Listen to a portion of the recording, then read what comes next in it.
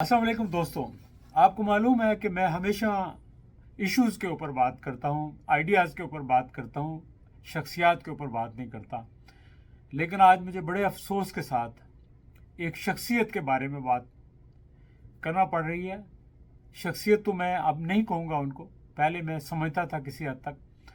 آپ لوگوں نے نام سنا ہوگا، ایک شخص ہے جو پاکستان کے بڑے جیت صافی مانے جاتے ہیں، دعویٰ کرتے ہیں، اور وہ شریف فیملی کے بہت قریب تھے اور پیمرا کے چیئرمین بھی تھے، اور عمران خان کے دور میں شاید ان کو نکالا بھی گیا اسی لیے کہ ان کی ان حرکتوں کی وجہ سے. ان کا نام ہے ابصار عالم. میرا تعلق بھی شعبہ صحافت سے ہے. میرے ابتدائی دنوں میں جب میں صحافت میں تھا تو یہ نئے نئے آئے تھے اور میں نے صحافت چھوڑ کے میں باہر آ گیا تھا امریکہ. اب میں نے ان کی گفتگو سنی. یقین کیجئے کہ مجھے ان کی گفتگو سن کے اتنا افسوس ہوا، اتنا دکھ ہوا اس شخص کے اوپر. اگر کوئی عام آدمی بات کرتا تو میں سنتا ہی نہ. میں وہ شکل اس کی دیکھی تو میں نے سن لی اس لیے کہ شاید کوئی کام کی بات کرے. لیکن اس شخص نے جو باتیں کی، اتنی بے تکی باتیں، اتنی حقائق سے دوری ہے ان کے اندر، اور حقیقت نام کی کوئی چیز ہی نہیں ہے. اگر ان کا وہ ایز جرنلسٹ بات کر رہے ہیں تو ان کا حق نہیں بنتا، ایز اینالسٹ بات کر رہے ہیں تو پھر بھی حقائق سے دوری ہے. تو اگر وہ اپنے کومنٹس دے رہے ہیں تو اگر ان کی یہ شخصیت ہے، ان کی یہ سوجھ بوجھ ہے، تو پھر اللہ ہی حافظ ہے اس ملک کا، جس کے دانشوروں کا یہ حال ہو کہ ان کو بنیادی مسائل کو سمجھنے کی صلاحیت ہی نہ ہو. اب وہ صاحب کیا کہتے ہیں، یہ ان کی گفتگو بھی آپ سنیے. منافقت، کام چوری اور ٹیکس چوری اور مفت کے کھانے پہ، مفت کے پیسے پہ زندہ رہنے کی یہ جو بھکاریانہ خصلت ہے اس عوامی ایکشن کمیٹی کی اور ان کے فالوورز کی. وہ کہتے ہیں عوامی ایکشن کمیٹی منافق کمیٹی ہے. وہ بھائی تمہیں کس نے یہ اجازت دی؟ تمہیں کس نے یہ مینڈیٹ دیا؟ عوامی ایکشن کمیٹی کو منافق کمیٹی کہہ رہے ہو. وہ اس وقت آزاد کشمیر کے 90% لوگوں کو ریپرزینٹ کرتی ہے.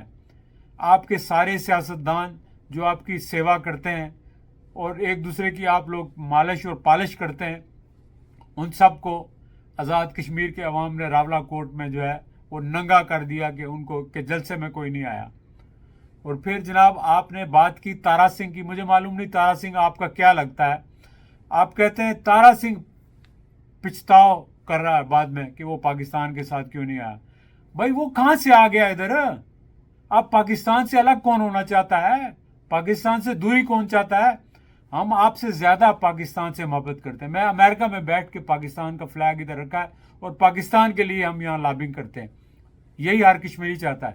لیکن جب آپ دوسروں کو غدار کہو گے نا تو پھر لوگ سوچیں گے، پھر وہ کہیں گے کہ آپ جیسے گھٹیا لوگوں کے ساتھ کیسے گزارا ہو سکتا ہے کہ آپ کو نہ ان کے اخلاص کا پتہ، نہ ان کے مسائل کا پتہ، اور آپ بے تکی ہانکے جا رہے ہیں.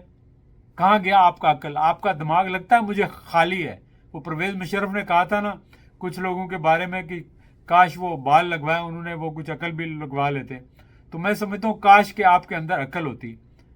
معلوم نہیں آپ کہاں پڑھے ہیں، کیا پڑھے ہیں، خاک پڑھے ہیں آپ کو تو ایک پروگریسو، ماڈریٹ، ریشنل جو ہے وہ جرنلسٹ کے طور پہ آ کے کہنا چاہیے تھا جی کہ کیا مسائل ہیں اور کیسے مسائل حل ہو سکتے ہیں. اب آپ نے کہا جی 2 مسائل رہ گئے، باقی سارے حل ہو گئے، اور پھر آپ نے شکوہ کیا جی وہ ٹنل مانگ رہے ہیں. ظاہر ہے جہاں 5-5 10-10 فٹ برف پڑتی ہے تو ٹنل کی ضرورت ہوتی ہے.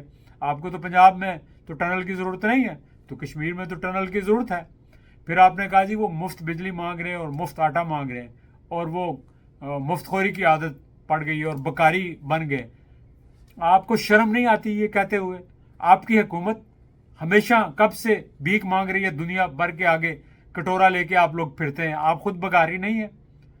کشمیر کو بکاری رہنے کی ضرورت نہیں. جو منگلا ڈیم ہے اس کی رائلٹی دے دیں، جو پانی آپ استعمال کرتے ہیں ان کی رائلٹی دے دیں، تو کشمیر کو کچھ بھی ضرورت نہیں. وہ اپنا ٹورزم پورا کر کے بجٹ بلکہ آپ کو ادھار دے گا. اتنا پوٹینشیل ہے. لیکن آپ نے سکویز کر کے رکھا ہوا ہے کشمیر کے لوگوں کو، کشمیر کے وسائل کو، کشمیر کی حکومت کو، کشمیر کے پالیٹیشنز کو. اور پھر وہ کہاں سے لائیں گے پیسے؟ ان کے پاس کچھ کرنے کی ہمت ہی نہیں ہے، اختیار ہی نہیں ہے ان کے پاس کہ وہ اپنے طور پر ڈیولپمنٹ کر سکیں. تو پھر ظاہر ہے وہ آپ پہ ڈپینڈ کریں گے نا. آپ نے اسی لیے ان کو ڈپینڈنٹ بنا کے رکھا ہوا ہے. آپ چاہتے ہیں کہ وہ گداگر بنے, وہ اپنے حقوق نہ مانگیں, لیکن ابھی لوگ باشعور ہو چکے ہیں. پھر آپ نے ایک اور مثال دی, تپسی اور ٹھوس کرسی, یعنی ایک آپ نے طنز کیا ہے ان کشمیریوں کے اوپر. اب سارا عالم غیرت کرو, شرم کرو, اور شرم سے ڈوب مرو تم. وہ کشمیری جنہوں نے 1,00,000 قربانیاں دی ہیں, آپ ان کو کہتے ہو تپسی تے ٹھوس کرسی. آپ صافی نہیں ہو, آپ کو پتہ نہیں ہے کہ یہ لفظ جب کشمیری کسی نے کہا تھا اس وقت کہا تھا جب آپ فوج کا حصہ بن کے برطانیہ کی مسلمانوں کے اوپر ہی آپ گولیاں چلا رہے تھے, تو کشمیریوں نے انکار کر دیا اور انہوں نے یہ کہا جی کہ تپسی تے ٹھوس کرسی, اس لیے کہ اس کے اندر وہ ایک چربی تھی, خنزیر کی چربی تھی. آپ نے وہ چربی منہ میں لے کر لوگوں پہ گولیاں چلائیں. لیکن کشمیریوں نے بہانہ ڈھونڈا, اپنے عقل سے کام لیا اور انہوں نے وہ گولیاں استعمال نہیں کی. اور آپ ان کو ذلیل کر رہے ہو, ان کی غیرت کو چیلنج کر رہے ہو, ان کی شجاعت اور بہادری کو چیلنج کر رہے ہو. جاؤ مظفر آباد میں جا کے دیکھو, آپ تو پنڈی میں آپ کے 10,000 لوگ اکٹھے ہوتے ہیں, آپ گولیاں برسا کے ان کو چپ کرا دیتے ہو. آپ سمجھتے ہو کہ ایسا مظفر آباد میں کر سکو گے, آپ ایسا آپ پنچ میں کر سکو گے, آپ ایسا میرپور میں کر سکو گے؟ آپ بالکل نہیں کر سکتے. یہ آپ کو غلط فہمی ہے. آپ جاؤ جا کے دیکھو اس وقت پتن میں کیا ہو رہا ہے, جاؤ جا کے دیکھو کوٹلی میں کیا ہو رہا ہے, بمبر میں کیا ہو رہا ہے. کون سا شہر ہے جس کا نام معلوم ہے جہاں لوگ کھڑے ہیں اپنے مطالبات کے لیے, اپنے حق کے لیے, اور آپ جیسے بے غیرت جن کو شرم نہیں آتی, آپ حقیقت کو مسخ کر رہے ہو. آپ کس نے صافی بنایا آپ کو؟ شرم کرو, غیرت کرو.